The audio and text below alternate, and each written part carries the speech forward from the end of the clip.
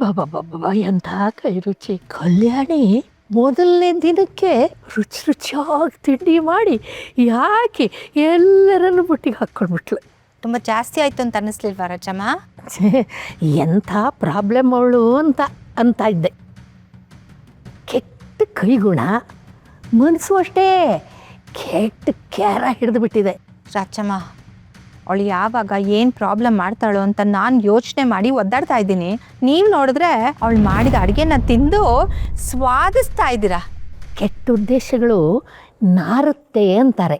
ಅದಕ್ಕೆ ಅವಳ ಉದ್ದೇಶ ಏನು ಅನ್ನೋದನ್ನು ಮುಸಿ ನೋಡ್ತಾ ಇದ್ದೆ.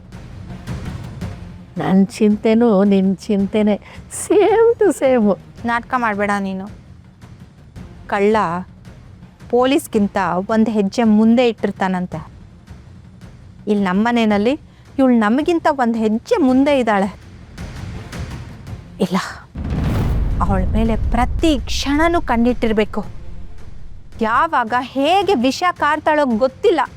ವಿಷ ಊಟದಲ್ಲ, ತಲೆಯಲ್ಲಿರುತ್ತೆ.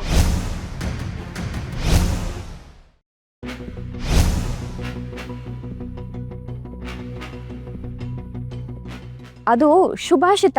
ಬೆಳಗ್ಗೆ ನ್ಯೂಸ್ ಪೇಪರಲ್ಲಿ ಓದಿದ್ದೆ, ಇಷ್ಟ ಆಯಿತು, ಅದಕ್ಕೆ ಹೇಳಿದೆ. ಹೌದು, ಇವತ್ತು ರಾತ್ರಿ ಊಟಕ್ಕೆ ಏನು ಮಾಡಲಿ? ನಿಮ್ದೇನಾದರೂ ಸ್ಪೆಷಲ್ ಡಿಮ್ಯಾಂಡ್ಸ್ ಇದೆಯಾ? ಗಿಕ್ಸಿಂಗು ಬೇಕಿದ್ರೆ ಹೇಳಿ, ಮಾಡಿಕೊಡ್ತೀನಿ. ನೀನೇನು ಅಡುಗೆ ಮಾಡೋದಕ್ಕೆ ಹೋಗಬೇಡಮ್ಮ. ನಮ್ಮ ಅಡುಗೆನ ನಾವೇ ಮಾಡ್ಕೊಂಡು ತಿನ್ಕೊತೀವಿ. ನಮಗೆ ಶುಚಿಯಾಗಿ ತಿಂದ್ರೇ ಅರ್ಗದು. ನೀವು ಈ ಮನೆಗೋಸ್ಕರ ತುಂಬಾ ಕಷ್ಟಪಟ್ಟಿದ್ದೀರಾ. ಈ ಮನೆ ಭಾರನೆಲ್ಲ ಬೆನ್ನ ಮೇಲೆ ಹೊತ್ತಿದ್ದೀರಾ. ನಿಮ್ಮ ಬೆನ್ನು ಬಾಗೋಕ್ಕೂ ಮುಂಚೆ ನಾನೇ ಅದನ್ನು ಟೇಕ್ ಓವರ್ ಮಾಡ್ತೀನಿ. ನೀವು ಸ್ವಲ್ಪ ರೆಸ್ಟ್ ಮಾಡಿ. ಕಲ್ಯಾಣಿ, ಈ ಮನೆ ನನ್ನ ಅಸ್ತಿತ್ವ. ಈ ಮನೆಯಲ್ಲಿ ಒಂದು ಹುಲ್ ಕಡ್ಡಿ ಅಲ್ಲಾಡಲಿಲ್ಲ ಅಂದ್ರೂ ನನ್ನ ಉಸಿರೇ ನಿಂತೋದಾಗುತ್ತೆ. ಏನೋ ಹೇಳೋದಿಯಲ್ಲ, ನಂಗೆ ವಯಸ್ಸಾಗೋಗಿದೆ, ರೆಸ್ಟ್ ತಗೊಳ್ಳಿ ಅಂತ.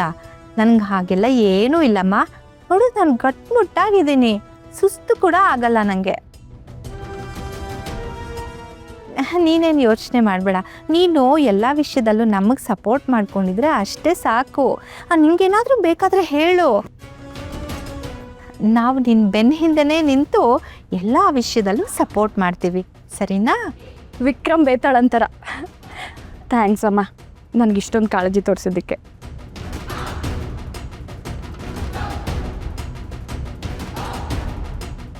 ಪರವಾಗಿಲ್ಲ ಅಮ್ಮ.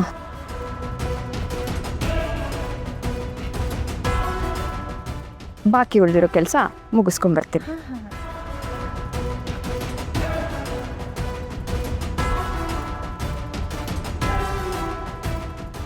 ಎಂಥ ಅಮೋಘವಾದ ದೃಶ್ಯ. ನನ್ನ ಕಣ್ಣನ್ನು ನಾನೇ ನಂಬೋಕ್ಕಾಗ್ತಿಲ್ಲ. ಇಲ್ಲಿ ನಡೆದಿದ್ದನ್ನೆಲ್ಲ ನೋಡಿದೆ ಯಶು. ಅದೇನು ನಿಜಾನ ಸುಳ್ಳ ಕನಸ ನನಗೊಂದು ಅರ್ಥನೇ ಆಗ್ತಿಲ್ಲ. ನಿಜಕ್ಕೂ ನಂಗೆ ತುಂಬ ಸಂತೋಷ ಆಯಿತು ಯಶು. ಕಲ್ಯಾಣಿನ ಕಡೆಗೂ ನೀನು ಒಪ್ಕೊಂಡೆ ಅಲ್ಲ ಮನಸಾರೆ. ಅವಳು ಈ ಮನೆ ಸೊಸೆ ಅನ್ನೋ ಸ್ಥಾನನ ಅವಳಿಗೆ ಅರ್ಥ ಮಾಡಿಸಿ ಅದು ನೀನು ಸ್ವೀಕರಿಸಿದೆ ಅಲ್ಲ, ಹೆಮ್ಮೆ ಆಗ್ತಿದೆ ಯಶು. ಕಲ್ಯಾಣಿ ಒಂದು ಮಾತು ಹೇಳ್ತಿದ್ಲು, ಅದು ನನಗೆ ಸರಿ ಅನ್ನಿಸ್ತಾ ಇತ್ತು. ಇನ್ಮೇಲೆ ನೀನು ರೆಸ್ಟ್ ಮಾಡು ಸಾಕು. ಈ ಕುಟುಂಬಕ್ಕೋಸ್ಕರ ವರ್ಷಗಳಿಂದ ದುಡಿತಾನೇ ಇದೆಯಾ ನೀನು. ನಮ್ಮ ಯಶುಗೆ ಯಾಕೆ ರೆಸ್ಟು? ಮನುಷ್ಯನಿಗೆ ಮುಖ್ಯವಾಗಿ ಬೇಕಾಗಿರೋದು ದೇಹಕ್ಕೆ ರೆಸ್ಟು ದೊಡ್ಡಮ್ಮ, ಅರ್ಥ ಆಯ್ತಾ? ಯಶು, ಒನ್ಸ್ ಅಗೇನ್ ನಿಂಗೆ ಥ್ಯಾಂಕ್ಸ್ ಯಶು. ಯಾಕಣ್ಣ? ಕಲ್ಯಾಣಿನ ನಿನ್ನ ಪ್ರೀತಿಯಿಂದ ನೋಡ್ಕೋತಾ ಇದೆಯಲ್ಲ, ನಿನ್ನ ಅವಳ ಮಧ್ಯೆ ಬಿರುಕಿಲ್ವಲ್ಲ, ಅದೇ ನಂಗೆ ತುಂಬ ಸಂತೋಷ ಆಯಿತು. ಅಯ್ಯೋ ಅಣ್ಣ, ಇದು ನನ್ನ ಕರ್ತವ್ಯ ಅಲ್ವಾ? ನಿಜ ಯಶು. ಪ್ರತಿ ಮನೆಯಲ್ಲೂ ಮನೆಗೆ ಬರೋ ಸೊಸೆಗೆ ಆ ಮನೆಯಲ್ಲಿರೋರ ಕರ್ತವ್ಯ ಏನು ಅಂತ ಅರ್ಥ ಮಾಡಿಕೊಂಡ್ರೆ ಆ ಮನೆ ಸ್ವರ್ಗ ಆಗುತ್ತೆ ಯಶು. ನಿನ್ನಂಥವಳು ಇರಬೇಕು ಎಲ್ಲ ಕಡೆ. Thank you. ನಾನು ಬರಲ್ಲ.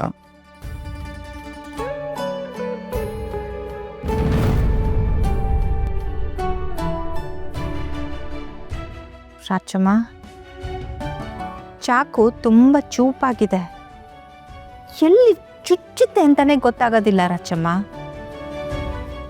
ಆಟ ಆಡ್ತಾ ಇದ್ದಾಳೆ. ಅದೆಷ್ಟು ಆಟ ಆಡ್ತಾಳೆ ನಾನು ನೋಡ್ತೀನಿ. ನಾನು ಟೊಂಕ ಕಟ್ಕೊಂಡು ಆಟಕ್ಕೆ ರೆಡಿಯಾಗೇ ನಿಂತಿದ್ದೀನಿ.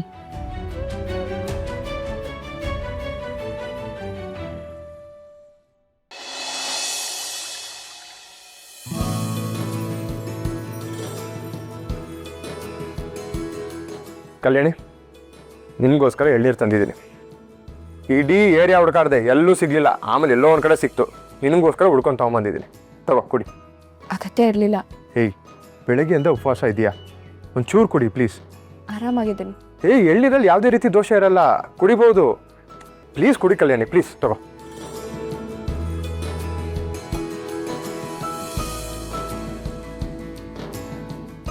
ನಿನಗೆ ಆ್ಯಕ್ಚುಲಿ ಕೆಂಜಲ್ ನೀರು ತರೋಣ ಅಂತ ಅಂದ್ಕೊಂಡಿದ್ದೆ, ಅದೆಲ್ಲೂ ಸಿಗಲಿಲ್ಲ. ಅದಕ್ಕೆ ಇದೆ ತಂದೆ.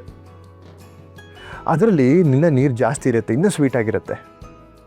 ಸತ್ಯ ಹೇಳ್ಬೇಕಂದ್ರೆ ಕೆಂದೇಳು ನೀರಲ್ಲೇ 2-3 ವೆರೈಟಿ ಇದೆ. ಈಗ ಕೋಸ್ಟಲ್ ರೀಜನಲ್ಲಿ ಅದಕ್ಕೆ ಬೇರೆ ಥರ ಕರೀತಾರೆ. ಅದರಲ್ಲಿ ಮಿನರಲ್ಸ್ ಜಾಸ್ತಿ ಇರುತ್ತೆ, ನೀರು ಇನ್ನೂ ಸ್ವೀಟ್ ಆಗಿರುತ್ತೆ. ಆ ಮಣ್ಣಿನ ಗುಣನೇ ಬೇರೆ. ಕೇರಳಲ್ಲಿ ಇನ್ನೊಂದು ಥರ ಬರೀ ಚಿಪ್ಪಲ್ಲೇ ಒಂದು ಆರ್ಟ್ ಮಾಡ್ತಾರೆ. ಅದಕ್ಕೇನೋ ಕರೀತಾರೆ. ಏಯ್, ಬೋರ್ ಆಗ್ತಿದೆಯಾ? ಹಾಂ, ಇಲ್ಲ ಅದೇನೋ ಹೇಳ್ತಾ ಇದ್ರಲ್ಲ, ಆರ್ಟು ಚಿಪ್ಪು ಅಂತ. ಹಾಂ ಹಾಂ, ನನಗೆ ಇನ್ನೊಂದು ತೋರಿಸ್ಬೇಕು, ಮಜಾ ಇದೆ. ಹಾಂ, ಈ ರೀಲ್ ನೋಡಿ ಕಲ್ಯಾಣಿ, ಇನ್ನೊಂದಿಲ್ಲಿ ಎಷ್ಟು ವೈರಲ್ ಆಗ್ತಿದೆ ಗೊತ್ತಾ ಇದು? ಅದು ಎಸ್ಪೆಷಲಿ ಈ ಪಾರ್ಟ್ ನೋಡು.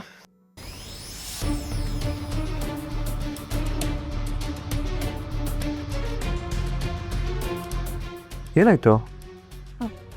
ಕಿಚನಲ್ಲಿ ಕೆಲಸ ಅರ್ಧಕ್ಕೆ ಬಿಟ್ಟು ಬಂದಿದ್ದೀನಿ, ತಂದಿರ್ತೀನಿ.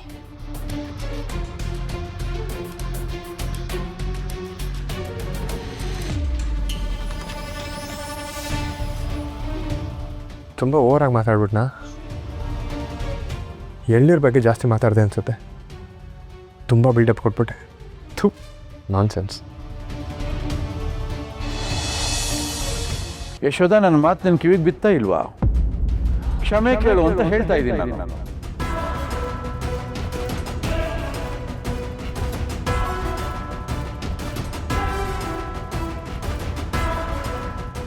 ಆ ಬಟ್ಟೆನ ಹಾಗೆ ವಾಶ್ ಮಾಡಿ ಶುದ್ಧವಾಗಿ ಅವಳಿಗೆ ತಲುಪಿಸು.